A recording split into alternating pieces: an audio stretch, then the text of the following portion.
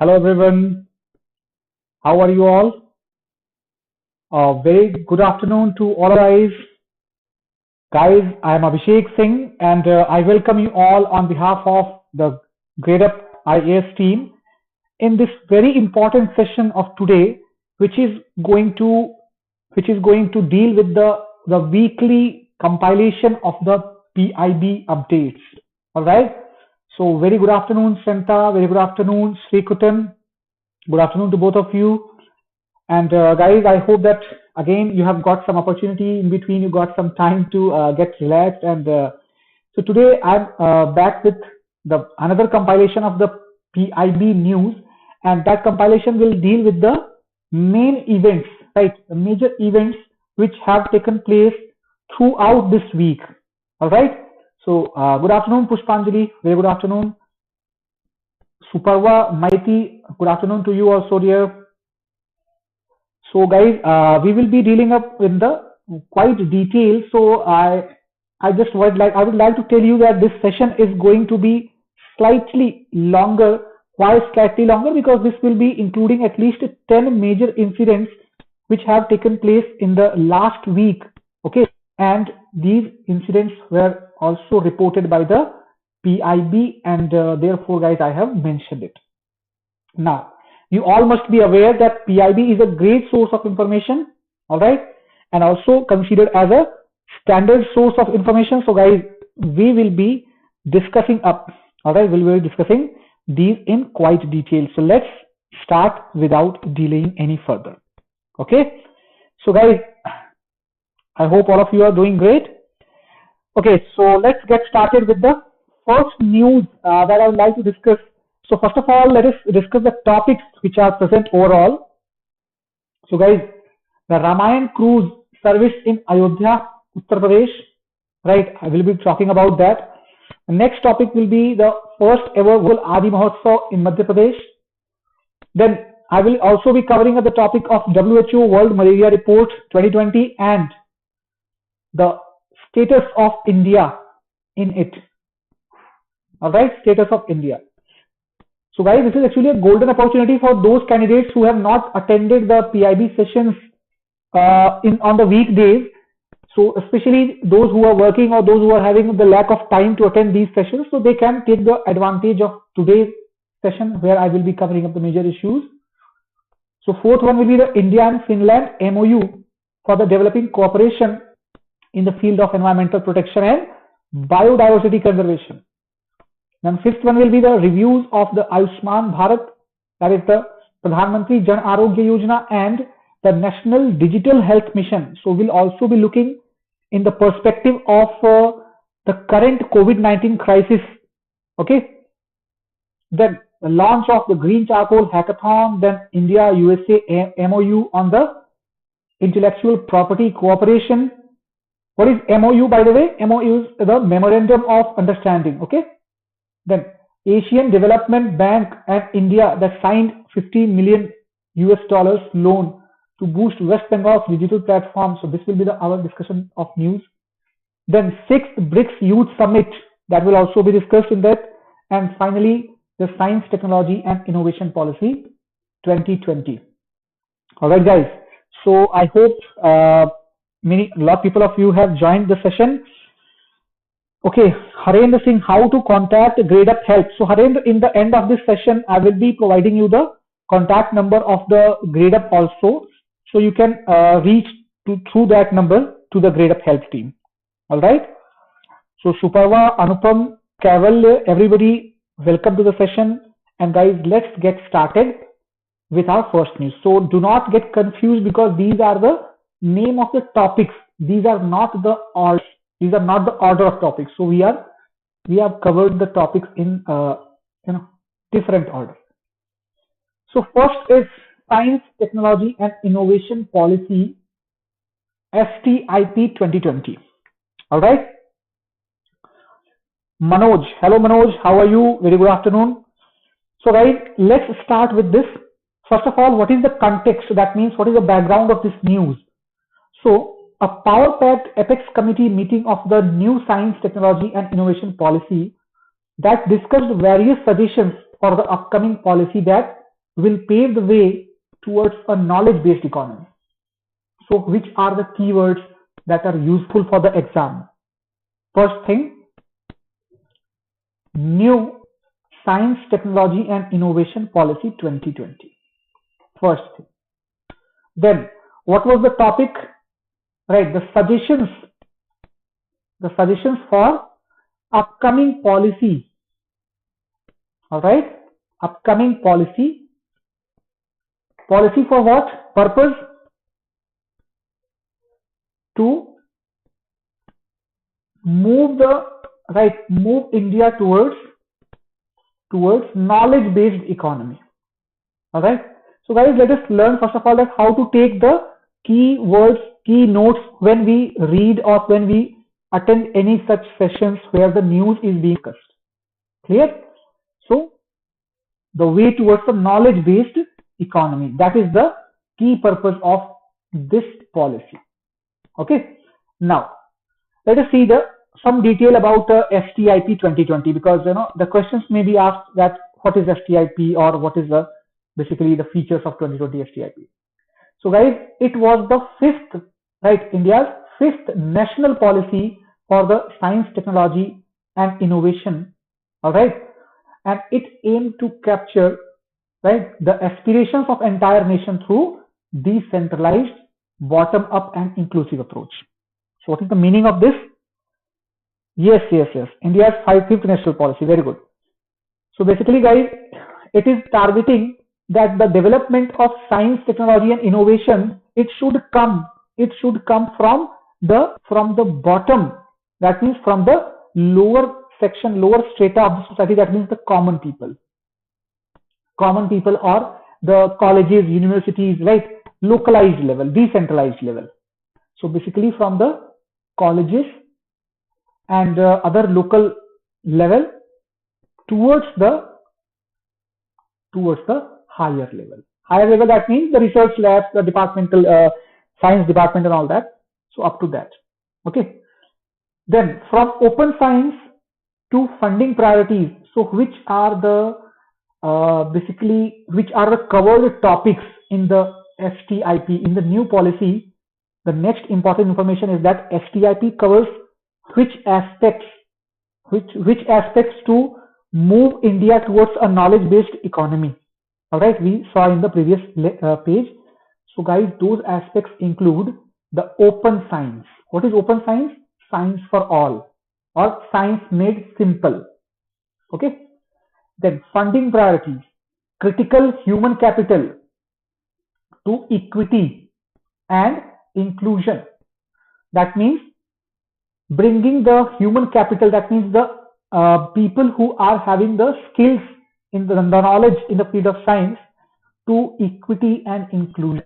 That means utilization of their knowledge and skills according to their level of knowledge, according to their standard of learning. Okay, that is called basically equity and inclusion. Then strategic technologies to traditional knowledge systems. That means the STIP policy is also focusing on the use of the traditional knowledge as well as the strategic technologies. What is the meaning of strategic technologies? It means that which gives you the advantage in front of your enemies, in front of your opponents. Okay. Yes. Good afternoon, Ajit. Very good afternoon, dear. Then science diplomacy to the science communication. So guys, last but not the least, this policy also plans to work on the science diplomacy. What is the science diplomacy? That is making the you can say good relations with the other countries, but through the means of scientific exchanges, through the means of the explorations of each other's innovative programs. And this leads to the process called science communication, where the scientists of the two countries are exchanged, or where the projects which are developed by the two countries, they are developed together. For example, we can say that we have the science communication with Russia, where Russia actually develops the several you can say weapons. For example, BrahMos. Okay, BrahMos. That is the joint development made by India and Russia. So this is a type of science communication or science collaboration, we can say. Okay, defense collaboration, but defense is always related to science. So these all aspects of the STIP have major target to make India into a knowledge-based economy. But how can India become a knowledge-based economy? By the foreign aid. So obviously it needs the foreign aid, but not dependency on the foreign aid. So therefore, the ecosystem, the overall planning is to work according to this long-term goal of Atmanirbhar Bharat. All right. Okay. Preeti, please be material in Hindi medium. Preeti, I'm really sorry dear, this class is going to be conducted in English only. आपको हिंदी में शायद different class जो है वो provide की जाती होगी application पर, right? So I will just try to explain the major terms in Hindi as well if you are uncomfortable to understand English. So I hope that this will not be a problem to you. Okay? Okay, Preeti, I hope कि आपको समझ में आ गया कि मैं I will be using Hindi in between if you have the problem. So, sir, will one nation, one subscription be possible?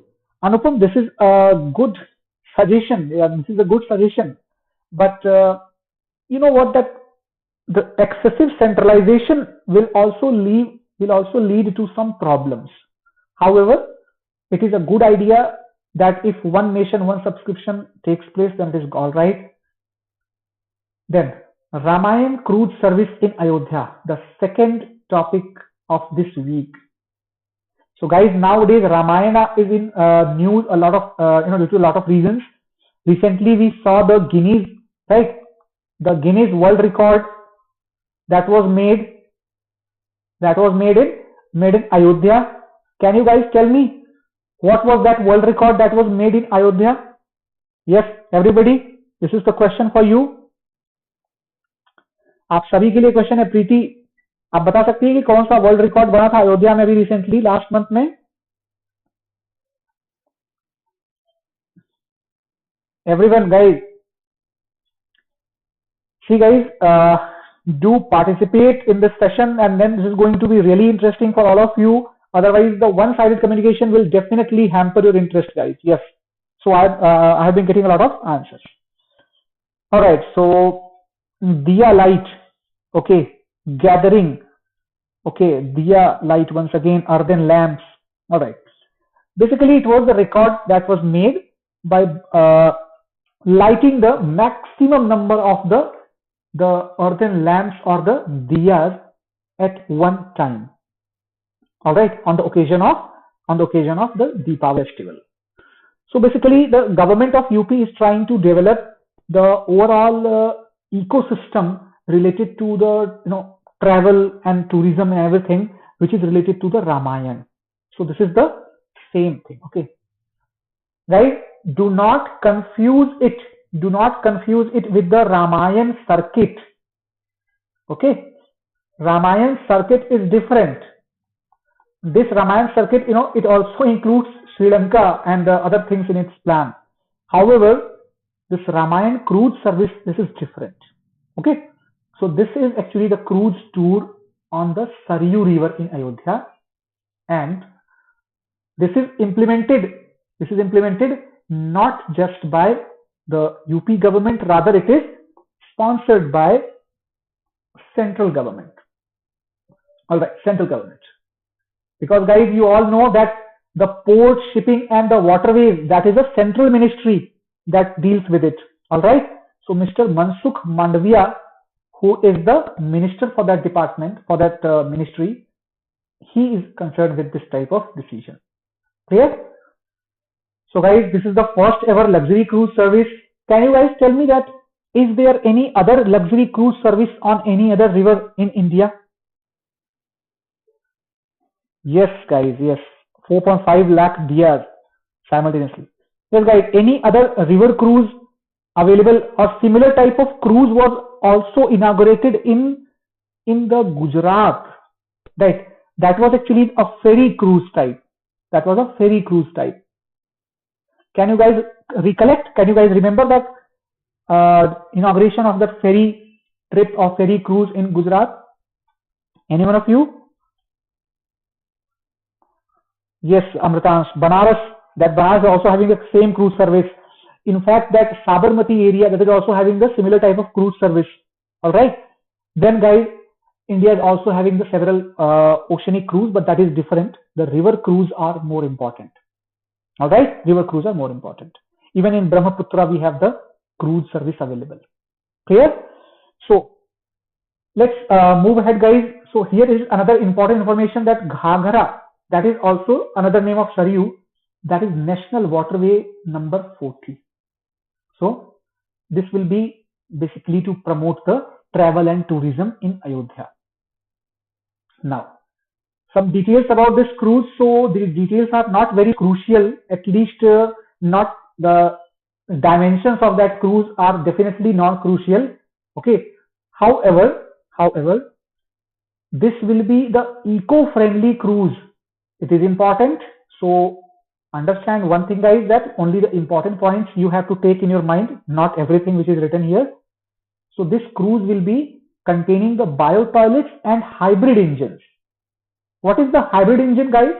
Hybrid engine means, any one of you who are engineers or who have the interest in engines, can you tell me the meaning of hybrid engine? Yes, guys.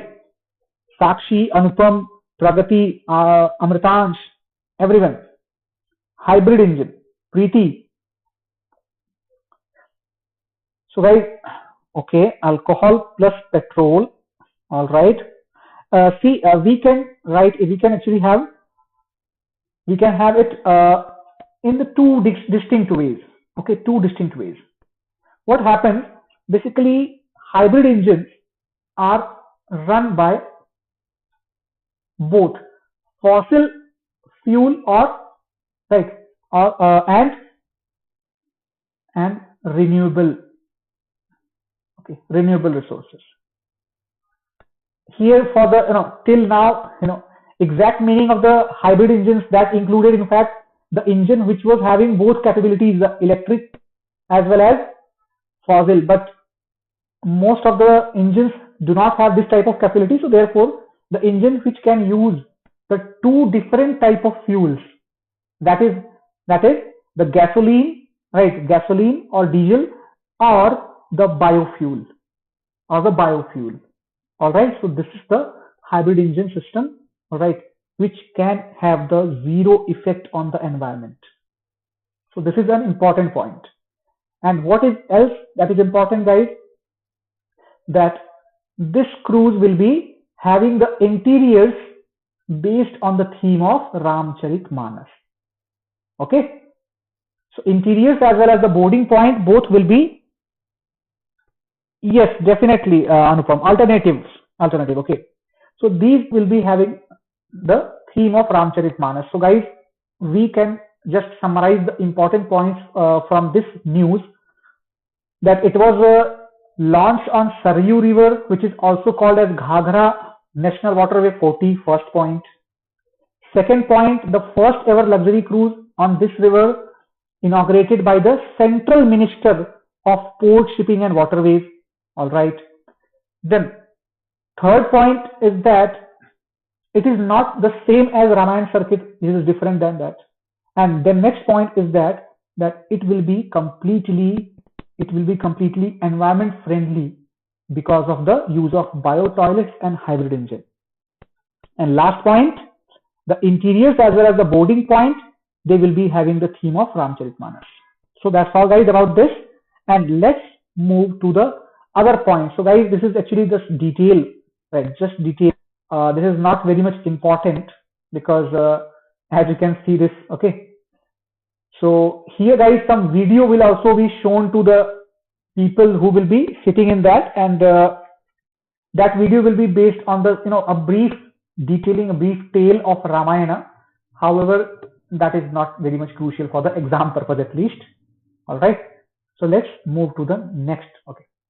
Yes. Next point says about this, that 2 crore tourists visit Ayodhya every year as per data of UP Tourism. Guys, in some questions we have this data-based information. All right, data-based information. However, that is a trend that is reducing nowadays. Before I can see that after 2016 we have very less such questions based on the tourism data. However, nowadays economic data are more important. However, just for the sake of reference, you may have this number. Okay, you may have this number that the approximate number of tourists, including both domestic plus foreign tourists. So both tourists together, they count approximately 2 crore tourists per year. So that seems a good number, but that is given by the UP tourism. Okay. So guys, this is about the Ramayan cruise tour on the Saryu River in Ayodhya on the eve of completion of Ram Mandir. This will be definitely a big push to increase the tourism. Now, the first ever, okay, there is a question, Krishna Sharma, full form of IAS. Very good question, Krishna. You can Google that. You can Google for that. So, first ever virtual Adi Mahotsav, okay, in Madhya Pradesh. So, guys, what is virtual Adi Mahotsav? Let's have a look. Actually, this is Adivasi Mahotsav, okay, Adivasi Mahotsav. So, here, what happens? Arjun Munda, the Minister of the Tribal Affairs. So, guys, probably you might have seen the previous video where I had discussed about that yesterday 5 p.m. about the Center of Excellence for the Tribal Welfare. Okay, so guys, as you can see, the government is concerned. So here also, first ever virtual Tribal Mahotsav was organized in Madhya Pradesh. Clear? So here, that started on 1st of December. So this information is important. The 1st December. Guys, this information is important not just for the UPSC aspirants, but also those who are wishing to appear into the MPPSC examination. Even that is also important. Alright. And this was hosted by whom? Hosted by the Tribes India website. This is a very crucial, very significant information, guys. Okay, very significant information.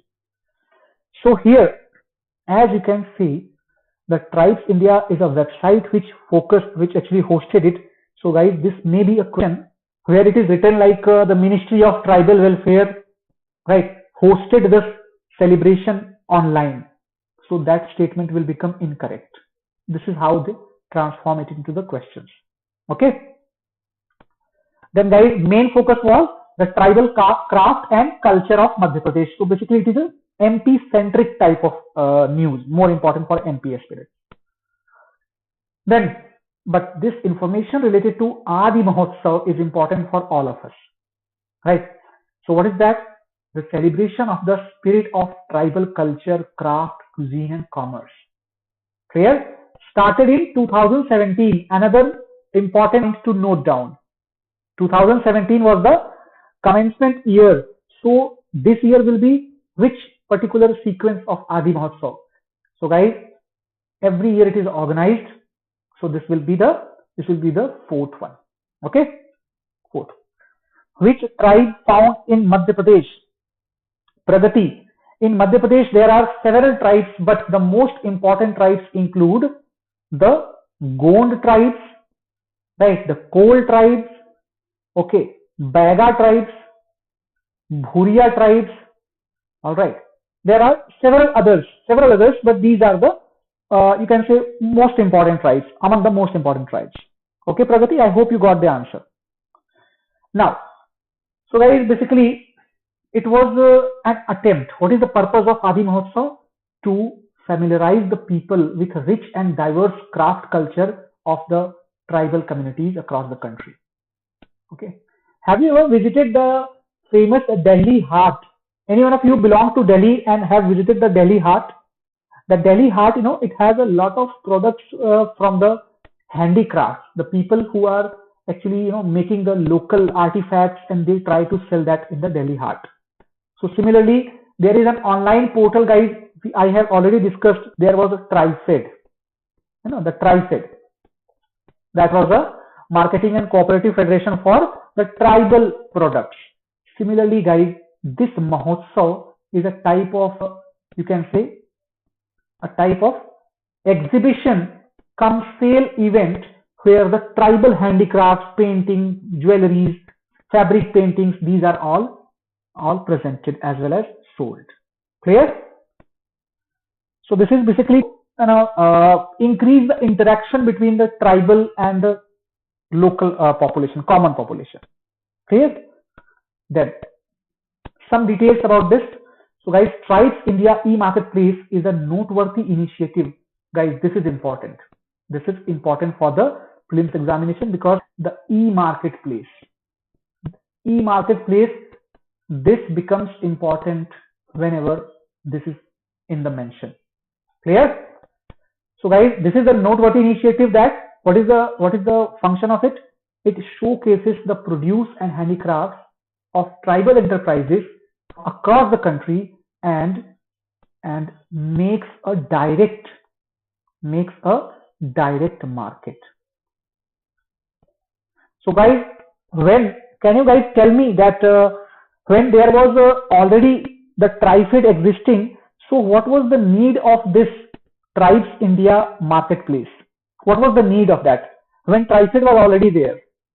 And the Tribes also doing the same thing, providing the market opportunities to the tribal products. Yes, guys, this is a small question for those who are interested, for those who want to learn, right? So tell me your opinion on that. Digital India, that is good. Amritansh, very good. Anyone else? Pragati, Anupam, Prem Shankar, good afternoon, Prem. For e-market, see guys, basically we all understand one thing, that nowadays there is an increasing trend of the online shopping. Though we can purchase the products from the TriFed platform also, however, the experience is not so smooth because that had a different purpose. That had a purpose of mainly functioning as a cooperative society, marketing society also. However, this is exclusively dedicated to the online shopping of the tribal products. Okay, tribal products. So it is like the Khadi India. It is like the Khadi Gramodyog industries. Okay, so when we want to purchase online and the genuine Khadi products, we should be referring to the Khadi India. Okay, so here also the same purpose is there. To purchase the genuine products, we should be referring to this. So basically, it is targeting us. It is targeting in a more user-friendly way than the TriFed. TriFed is less user-friendly. It is more user-friendly. So this is why it is introduced. Clear? Yes, definitely. To promote the local goods for e-market. Yes, all of you are correct. So basically, guys, the digitization of the tribal commerce, I said also used that conventional method, but this is purely digital. The next point is that the virtual Adi Mahotsav, that will bring the spotlight on all the major tribes one by one. That will be an excellent platform, not for the region, but also for the tribes in focus. Okay, and the rest is just the repeated information, guys. Here, the Tribes India, it is important. It is a marketplace which sources various handicrafts, handloom, and natural food products across the country and provides them a common platform of e-marketplace. Clear? How many of you know that there are the dedicated marketplace, the e-commerce websites dedicated to the Khadi products, dedicated to the organic products, dedicated to the tribal products, all right, and dedicated to the Indian artifacts available for the global customers. So guys, these are all the parts of the soft, the soft power expansion, right? and part of the digital inclusion. Okay, so this is why these are important. Tribal commerce means, Rudra, it means that the trade and other activities related activities which the tribals are doing. Okay, the commercial activities done by the tribals. Okay, so how many of you have the experience to visit a tribal area, any tribal belt in Chhattisgarh or in Jharkhand? So guys, personally, I will tell you that I had opportunity to stay in Chhattisgarh also for almost over a year, to stay in Jharkhand for a few weeks, and in the Sonabhadra district of UP also for over a year.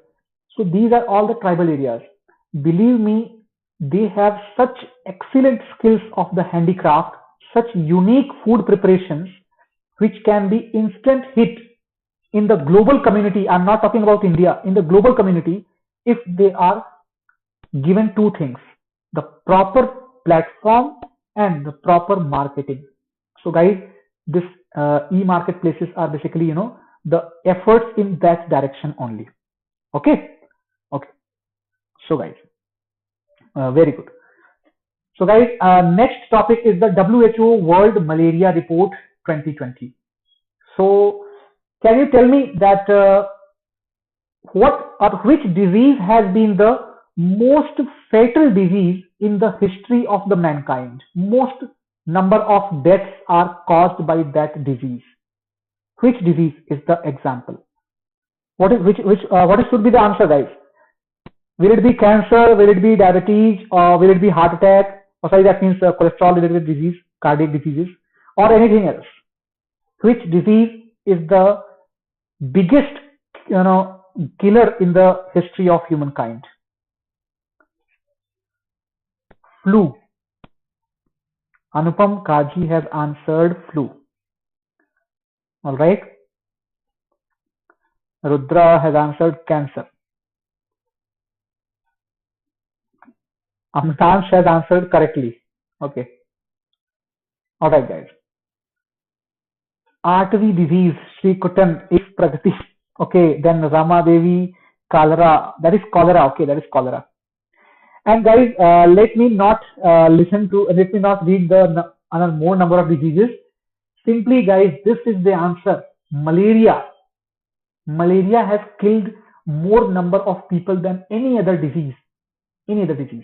And flu is a symptom rather than a disease. Okay, rather than a disease. Clear?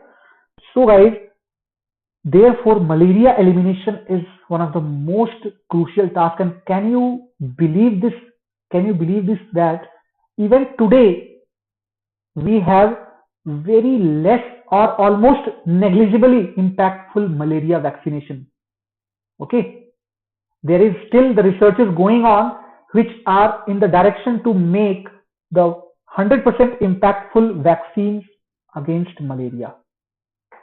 Till now, no success. Okay, so guys, World Malaria Report that was released in 2020, that is in the previous month, and it was released by WHO. Okay, and basically it includes all the data, etc., related to the different countries, including India also. So what are the features related to India that is important for us? COVID-19 is, it is far behind. Even this year, guys, the tuberculosis has killed more number of people than COVID-19. Okay, tuberculosis has killed more number of people. So guys, even the tuberculosis can be among the top 5 or top 10 major diseases which have killed people. COVID-19 is far behind. That is nowhere in the contest. Then, first feature of this report with respect to India, that India continues to make the impressive gains in the reduction of the malaria burden. India is the only high endemic country which has reported a decline of the 17.6 in 2019 when we compare this with 2018. What is the meaning of a high endemic country? What is this high endemic country, guys? What is the meaning of high endemic country? Yes, guys, I'm waiting for your answer. I'm waiting for your answer, guys. What is the meaning of high endemic? Yes, guys.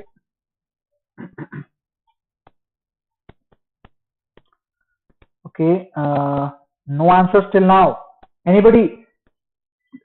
Most worstly affected. Okay. One good attempt, Pragati. Very good attempt. But you can say that's not absolutely correct. That's not absolutely correct. All right. Then what else? Okay. So endemic, see here the keyword is endemic. Okay, so endemic is not vulnerable, not affected. Endemic is basically that which is associated with that specific place. Okay, belonging. Okay, connected with that particular place. So for example, here the endemic means that malaria, it has the local variations. It has the local variations in India. Okay, it has adopted itself to become the Indian type of malaria, specific type. Okay, so high endemic country, right? That means there are different countries, but India is also among them. It has seen the maximum decline, all right, than any other endemic country. Then third point is that India has sustained the annual parasitic incidence of the less than 1 since 2012. What is this annual parasitic incidence? Yes, Amatansh, that is correct. Occurring in a single area, that is endemic. That is endemic. Okay. So, what is this annual parasitic incidence? What is this annual parasitic incidence? Yes, guys. Anyone else? Anyone? Just try this. Affected. Basically, basically this is related to the modification in the malarial parasite. All right. After the use of the you can say pesticides or other you can say methods to control the malarial parasite. So it has been you can say that this index means that the parasite of malaria has been under control. Okay, under control. So guys, now there is some outward question from this topic. Any one of you, can you tell me that which are the different types of the malarial parasites? I think all of you have this type of general information. Plasmodium is there, but different types of plasmodium. Different types of plasmodia, in fact. So, which are the different types? Anyone from the bio background? I will be welcoming that answer coming from any one of you. Anyone, just one answer at least.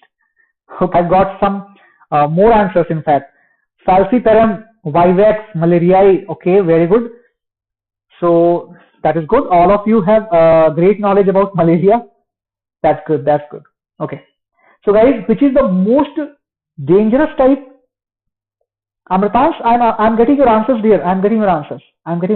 You have answered with Falciparum vivax and malaria. Okay, malariae, basically. Malariae. Okay, I'm getting your answer, Amritash. Do not worry. So guys, now reasons for the India's good performance. Okay. Reasons for the India's good performance. So yes, Falciparum is the most dangerous. Okay, fine. Plasmodium malariae is the most common one. Okay, it is the most common one. So here, guys, you know what? Let me just switch it for a while. That UPSC, sometimes asks you a typical science question in the, I think previous year itself, probably in 2020 or 2019, there was a question which was based on the difference between the plant cell and the animal cell. All right. So guys, do not think that some of you, if you don't belong to the bio group, do not think that you do not have to read that, do not have to study that. Okay. So just consolidate your knowledge in every field. Okay. Basic knowledge. Yes, guys. Reason for India's performance. So what was the reason for India's good performance? So let's have a look on that. So malaria has been made notifiable in 31 states. Okay, had been made notifiable.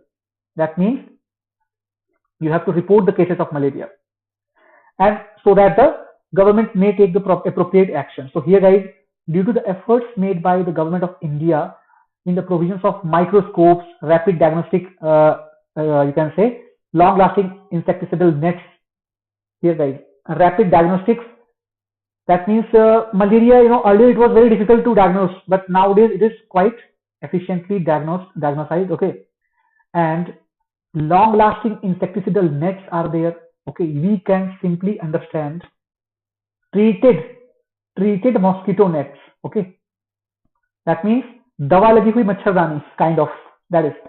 So this is basically long-lasting insecticidal nets. About 5 crores of whom have been distributed in the 7 northeastern states. Guys, this is important point. Do listen very carefully. 5 crores long-lasting insecticidal nets have been distributed in 7 northeastern states plus Chhattisgarh, Jharkhand, MP and Odisha up to 2018-19. Clear, everybody? So this may be asked in the form of question. Okay. Sure, API. What is Anupam? Basically, can you please tell me your question once again? Can you tell me your question once again, Anupam?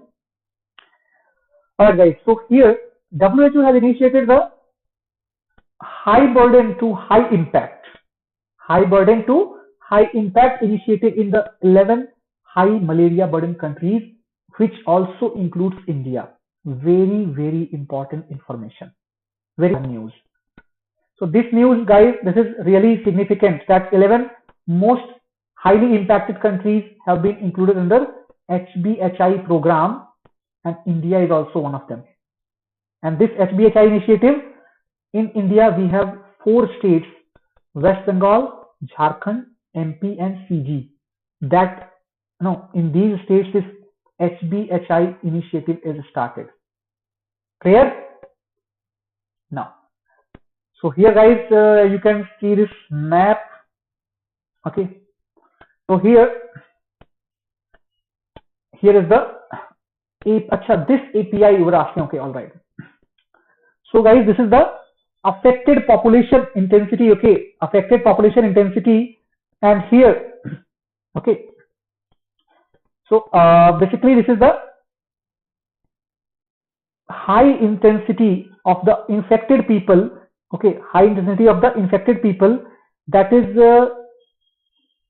observed in the areas of Jharkhand, areas of Odisha, Chhattisgarh, pockets of this Chambal, right? Chambal region. Okay, Chambal ravines, the pockets of Vidarbh, the lower part of Vidarbh and upper part of lower part of Chhattisgarh and upper part of Telangana. All these areas. Basically, we can say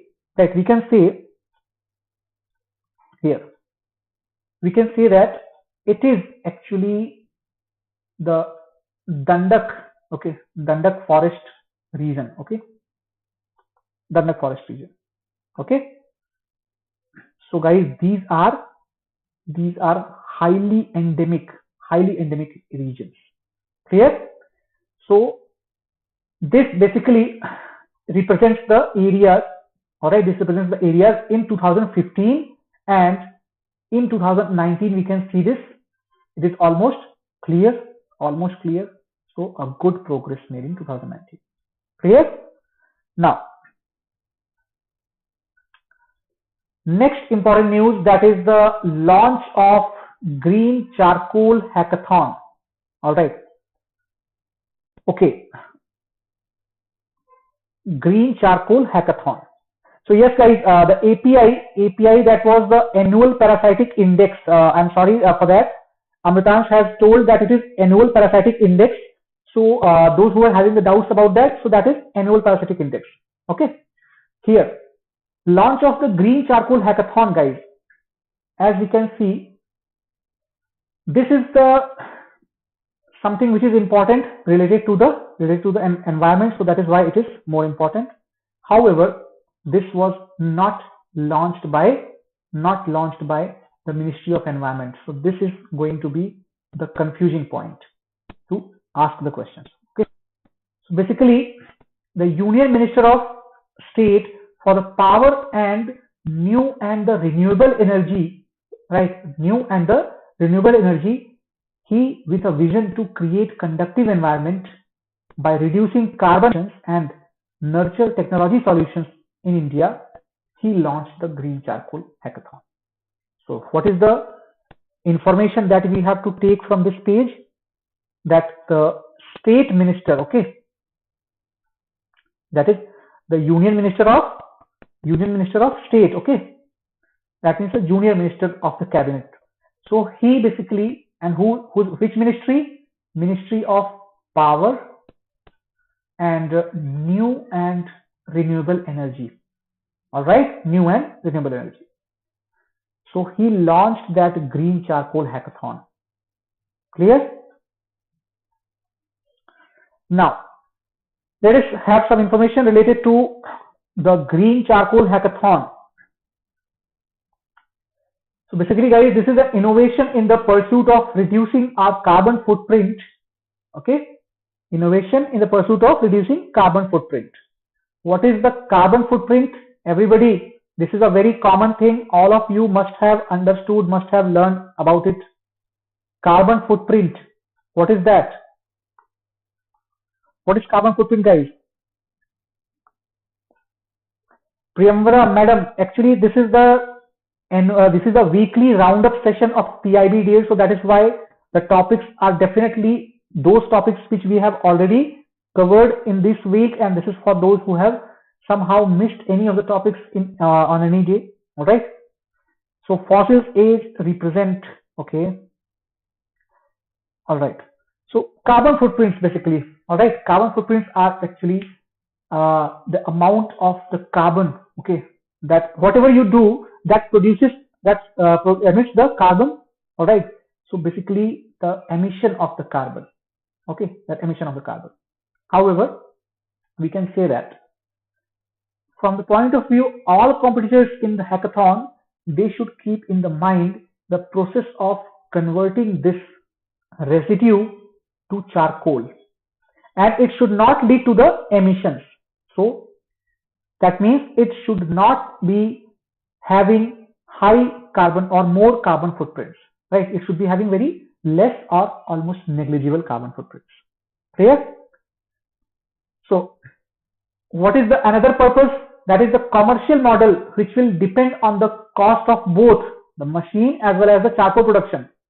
So basically this is to develop an eco-friendly and safe alternative to the usual charcoal.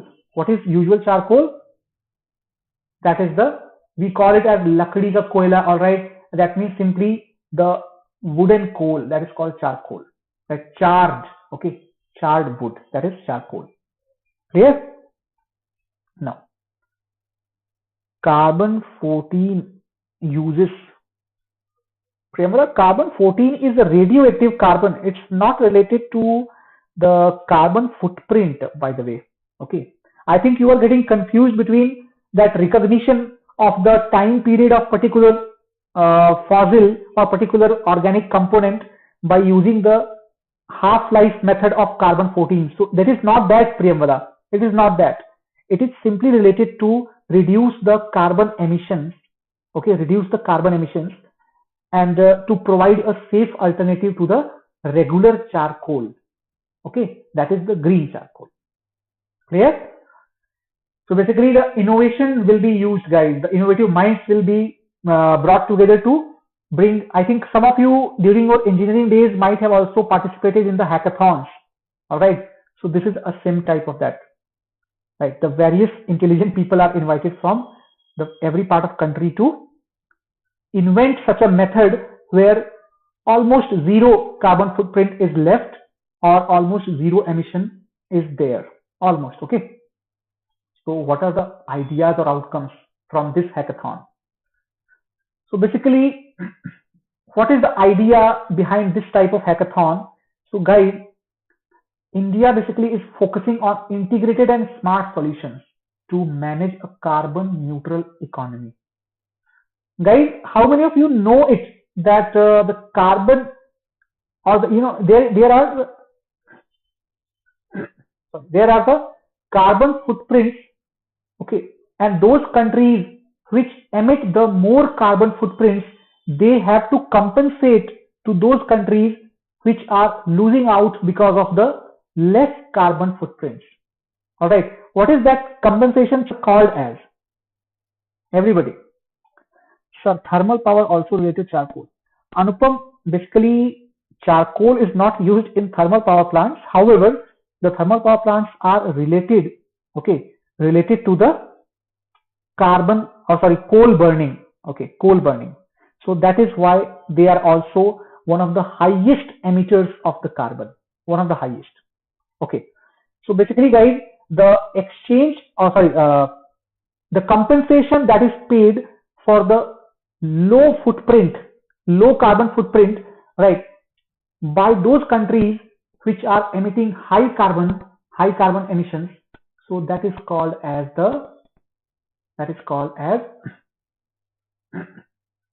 what is there? Carbon credit. Okay, that is called as carbon credits. Clear? So now NTPC is, all of you might be knowing that NTPC is moving very decisively towards the solar power also, right? Solar power as well. However, NTPC is conventionally the National Thermal Power Corporation, but it is moving towards more eco-friendly, more environment-friendly technologies, because the power plants are the biggest consumers of the coal. Okay, and if that coal is replaced with green charcoal, so what will happen? That 100 million tons of this fuel will be required. And okay, what required is the 116 million tons of agro residues and municipal waste. So basically, such a technology is needed to replace the conventional coal used in the power plants. And guys, this 160 million tons of waste. So this will solve the problem of the waste disposal as well. Along with it will also solve the problem of the carbon emission by power plants. So this is actually a very ambitious project, guys, very ambitious hackathon. If this is successful, okay, if this is successful, then it is going to have a great impact. Okay, green hydrogen, yes, definitely. Hydrogen is basically, nowadays, still even today, we have no commercial facilities which can use hydrogen as a commercial fuel. Okay, but yes, hydrogen is also going to be a future alternative for the fuel. Clear? That basically this is related to the technologies to convert the agricultural waste to green charcoal. So this is related to that only. Then one such option is torrefaction. What does it do? Converts the agro residue to green charcoal. All right, guys. I think in earlier times we used to study about the biogas, but guys, we all know that the conversion ratio is very poor into that, very poor. So therefore, what happened, that this idea of the green charcoal is going to be more beneficial, more you can say cost friendly when we compare it with any other alternative. Okay, so this is about the green hackathon. Right, guys, green charcoal hackathon. Now moving to the next point, the India and Finland signed the memorandum of understanding for developing cooperation in the field of environmental protection and the biodiversity conservation. Clear? So we all know it very well that the Scandinavian countries, okay, Scandinavian countries. So guys, where is the Scandinavian region? Can you tell me which region of the world is called as the Scandinavia?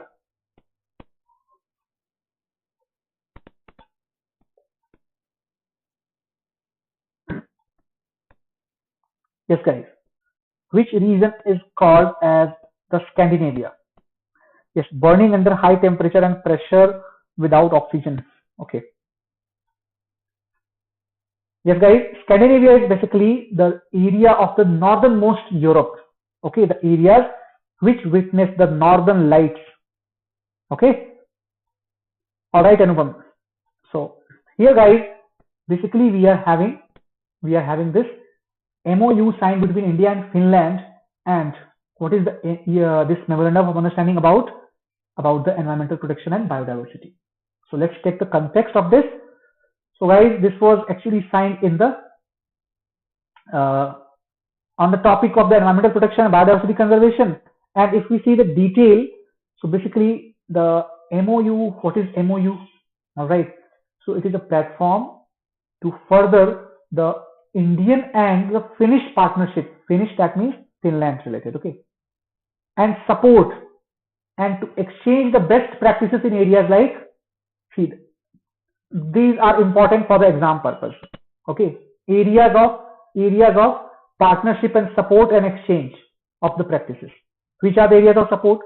Prevention of air and water pollution. Second, waste management.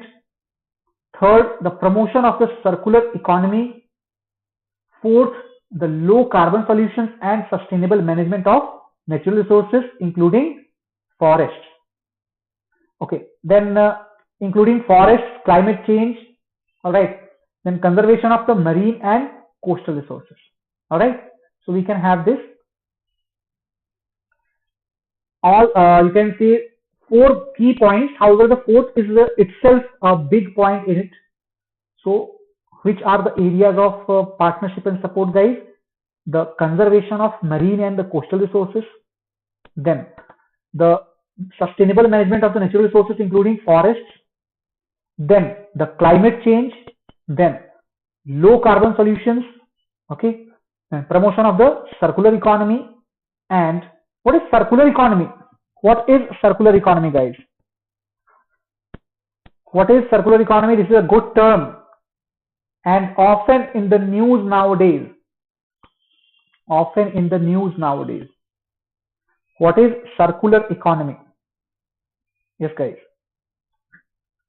So to find out the answer, guys, and let's see that MOU was signed virtually, right? It was signed virtually by Sri Prakash Javadekar. Okay, so Sri Prakash Javadekar and Miss Krista Mikkonen. Okay, these two were the ministers. All right, so Minister of Environment, Forest and Climate Change from Indian side and from the Finnish side. So this MOU basically it was signed to deal with the environmental protection net. Now, what is the purpose of it? Or what is the purpose of it, guys? So basically, it deals with the commitment towards working together on attainment of the fulfillment or attainment of the commitments made under Paris Agreement. Clear? Made under Paris Agreement. So here, guys, India is one of the most advanced countries in the term of attaining the targets set under the Paris Agreement. Okay, so here how can we say that? Because India has already achieved its voluntary target of reducing the emissions intensity of its GDP by 21%. Okay, when we compare from 2005 levels to 2020, and it will achieve 35% reduction much before the target of 2030. Clear, guys? So these are the important informations. Okay. So there are some answers. And the product at one is the raw material for other. Basically, that is very good, Amitans. And the circular economy is, have you heard this very simple term? Reduce, reuse, and recycle. This very simple funda. Actually, when it is expanded on the economic level, right, and the industrial level, then it becomes circular economy. Okay, if we want to keep it a little bit simple. Clear? Then, guys, the next important aspect is that as a part of its nationally determined contributions, NDC. So sometimes the questions related to NDC that is asked. Okay, that is asked. So what is the NDC, guys? These are the self-submitted, right? Self-submitted targets by the different countries which have signed the Paris Agreement. Okay, which have signed the Paris Agreement. Okay, so is USA or is China or is India? Which of these three countries are not the part of the Paris Agreement? India, China, USA. Which is or which are not the part of Paris Agreement, guys? Yes. So this is a small question for you. Okay. So guys, India has taken 3 quantitative climate changes goals, such as these are the targets. Please listen it carefully. Reduction in the emissions intensity of the GDP by 33-35% by 2030. Okay, this is a midterm goal or immediate goal, that is up to 2030 India will be reducing, right, the emission intensity by 33-35%. Then achieving about 40%, second, achieving about 40% cumulative electric power installed capacity from non-fossil fuel based energy resources by 2030. All right. Yes, that is USA. That is USA. So Pragati, Amritansh, and Priyamvada, they have all answered. Suprav, Mati, it's not China yet. China has agreed, but USA has recently, withdrawn from that. Okay, that Donald Trump, right? He had withdrawn from that. Then here, second target is to have the 40% installed capacity of the electric power from non-fossil energy. And third, creating additional carbon sink of 2.5 to 3 billion tons of carbon dioxide through additional forest and tree cover by 2030. So guys, if I say that India is witnessing the increase in its forest cover area, so will that statement be correct or not? Will that statement be correct or not? That India is witnessing the increase in its forest cover area when we compare from 2015 to 2018 or 2019. 2015 to 2019, is India witnessing the increase in the forest product? So this statement, guys, it is correct. And this is according to the goal established or set up by the India in the terms of the environmental, you can say, targets. Okay. So basically this Finland-India MOU is all about the environment, and guys, environment, they have a tendency to ask very detailed questions. So just be sure that you do not skip this part of the news and you have the information fixed in your mind. All right. So these are all just, you can say, formality part. This is not required. Then guys, reviews of Ayushman Bharat, that is Pradhan Mantri Jan Arogya Yojana and National Digital Health Mission. Clear? So basically, this is having a context to conduct the high-level review of the implementation of 3 flagship health missions. Which are they? 3 flagship health mission, guys. Information for us. Okay, for us. Flagship health missions. So which are they? First is Ayushman Bharat. Second is the PM Jan Arogya Yojana, and third is the National Digital Health Mission. Alright, so basically this is to review the overall functioning and the overall implementation of these,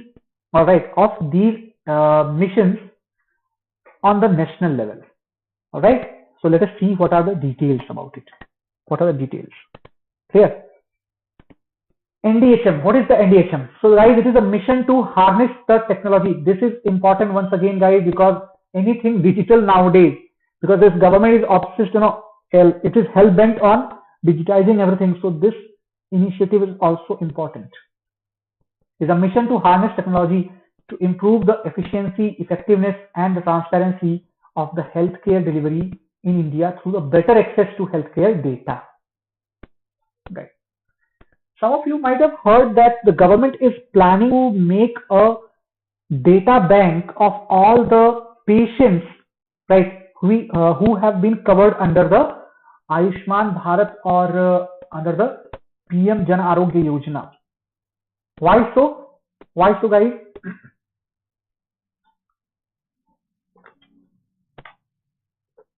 Basically, to have a unified system, all right, to have a unified system of the better treatment services as well as better referral services, right, and not just that, better access to the healthcare services will also be ensured. For example, suppose if anyone gets a particular disease and gets treated in particular hospital, so that data will be stored. So whenever there will be a need, okay, there will be a need like to refer that person, the hospital will immediately refer to the digital data bank of that patient. All right. Somehow it is more or less similar to you can say the online storage of your health records. Some people may cite the privacy concerns about it. Okay. Okay, right. So this is NDHM is basically the online storage of your health record. It is similar to that, but it includes the access to telemedicine, e-pharmacy services are also. Clear? So here we can have the purpose. It seeks to create a national digital health infrastructure, starting with the building of the health ID, unique identifiers for the doctors, health facilities, personal health records, telemedicines, and e-pharmacy. Clear? So guys, we can say that it is like a digital library, initiative of the government, that books are recorded here. Here they will be recording the data of the patients. Clear? Then what is Ayushman Bharat? So guys, this has been a little bit old by now, but I am sure that some of you will not be having idea related to it. So let's check what is that. Flagship scheme of Government of India that provides a cover of 5 lakh rupees per family per annum. This is important. 5 lakh rupees per family per annum. For what? For the secondary and tertiary care. Okay. Secondary and tertiary care. So guys, I will not go into much detail, but can you tell me that in the National Health Mission of India or in the National Health Infrastructure of India, which is the example of the hospital, which is the name of that hospital, which is the example of a secondary hospital. Secondary hospital. Or what is the example of the tertiary hospital in the National Health Mission program? Guys, are you able to understand this question? What name given to that hospital which is recognized as a tertiary hospital, or which at least in theory is the tertiary hospital according to the National Health Mission of India? Which are those hospitals, or what are those hospitals called as? Yes, guys? Yes. So basically I've got one answer. Very good. So Nadansh is in full form. He's answering so many questions, right? Even correcting me, right? And sometimes I get a brain fade moment. So that happens with me. Okay. So basically the district hospitals are the tertiary hospitals. All right. Tertiary hospitals. And the hospitals which are located at the block level or the sub-district level, depending on the district size of it, those are the secondary hospitals. And the primary healthcare centers, PHCs, right? These are the primary or the first level. Primary healthcare centers, then CHC or the community healthcare centers, and then tertiary, that is district hospital. Remember these also. Clear? So basically, what does it do? It provides cashless and paperless access to the services for the beneficiary at the point of service, and covers 1592 procedures and the various other health benefits packages with the defined rates. And guys, more than 24,000 hospitals are covered in this scheme of Ayushman Bharat and Pradhan Mantri Jan Arogya Yojana. So here, currently, how many states or UTs are implementing it? 32 states and UTs are implementing it. All right. So can you tell me that how many total number of states, UTs? So guys, which state is not implementing this scheme of Ayushman Bharat? Any particular state which is not implementing it? Guys, any particular state which is not implementing? Any, just example. So until now, hospital admissions, guys, these data are not very important. These data are not very important. This data is, however, important. Okay, that how many states and UTs are implementing. This is important. Otherwise, yes. I got at least 2 answers. Very good. So guys, let us check the next one. That is India and USA signed the Memorandum of Understanding on the Intellectual Property Cooperation, IPR. All right, intellectual property rights. So this is another burning issue, another very important issue, guys, which is hardly discussed, but that is still again more important. So let us check this. So guys, what is the context? The Department of the Promotion of Industry and Internal Trade under Ministry of Commerce and Industry. Okay. So guys, important news on this page is that Ministry of Commerce and Industry and its department. What is the department name? Promotion of Industry and Internal Trade. That is DPIIT. This is one party. Which is the other party, by the way? The US Patent and Trademark Office. That comes under the Department of Commerce of USA. So this is the second party. Okay. So basically this treaty was, this MOU was signed between these two bodies. Just remember this much. Okay. Just remember this much. Now, yes, I've got a lot of answers. Telangana, West Bengal, Delhi, Telangana, Odisha, West Bengal. That's good. Now, so what are the details related to the MOUs? So basically it aims at the increasing intellectual property cooperation between the two countries through these ways. First way, facilitating the exchange and dissemination of the best practices, experiences and the knowledge on IP.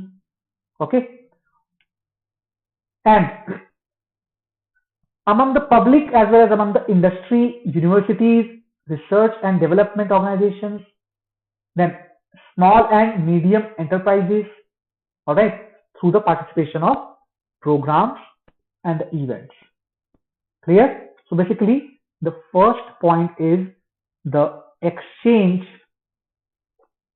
and dissemination. That means giving out, passing away, okay, passing off.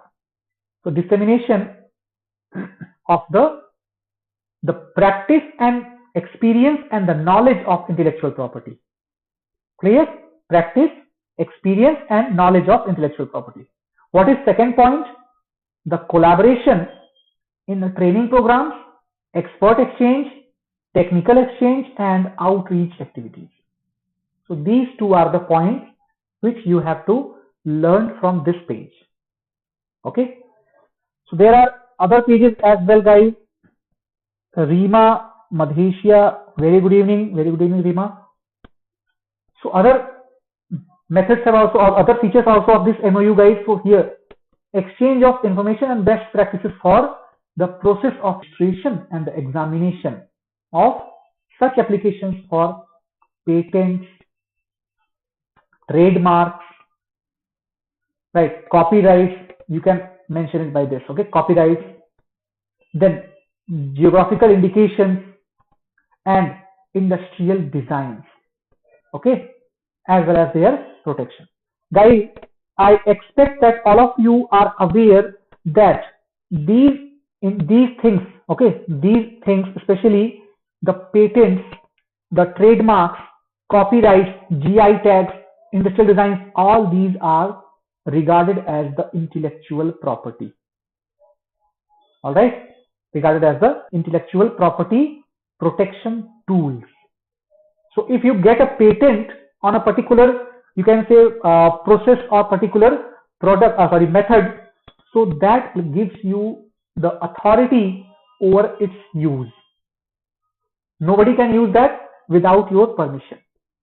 If you get the copyright, so again, right, mostly the copyright is on the literary, right, literary properties, okay, or the specific processes, specific designs. Then guys, GI tag, that is given to a specific product or a specific feature of any particular location. So usually that is granted to the products. Industrial designs, patented industrial designs. Okay, for example, Hitachi, let's take example of Hitachi, which makes a boiler. So any specific boiler which is designed by Hitachi will have the exclusive right of Hitachi on the design of that boiler. Okay, this is how the protection of various types of intellectual properties are done with the help of these. So basically, this MOU deals or focuses on the exchange of the information and the practices related to the procedure of registration and examination. Then guys, next will be exchange of information on the development and implementation of automation and modernization projects, and the new documentation information systems in intellectual property and the procedure for the management of intellectual property services. Basically, the thing is that, right, that it is mainly based on the updation, all right, updation as well as exchange and cooperation in the field of the intellectual property, as well as the processes, the methods, right, the methodology used in the registration, etc., all these things. Okay, so this is important to remember, right, remember these things first of all, and then it is also important, guys, to remember the points like exchange of information and practices on which process and registration and examination. Then exchange of information on which thing, automation and modernization projects. Then cooperation to understand what the issues related to traditional knowledge, and the exchange of the best practices related to the traditional knowledge database. Clear? Then other cooperation activities which as per decisions taken by the participants. So guys, these are the related details about the MOU signed between India and America on the topic of intellectual property. The next is the Asian Development Bank and India signed a $50 million loan to boost the West Bengal's digital platforms for the public finance reforms. Clear? So let's check what is the public finance reforms and what is the overall context. So here, guys, all of you must be aware that in our constitution, no states are empowered to borrow any sum of amount directly without the interference of the central government from outside. So therefore, the government of India that mediated for the signing amount of this particular loan, and that will be directed to improve the financial management procedures and operational efficiencies, while to achieve more fiscal saving, more informed decision making, and improve service delivery. Clear, guys? So let us check some details about the objective of this loan agreement between India and the Asian Development Bank. So guys, first objective is to develop the better projects, or to develop the better tracking and monitoring of the ongoing projects, right, within the integrated financial management systems.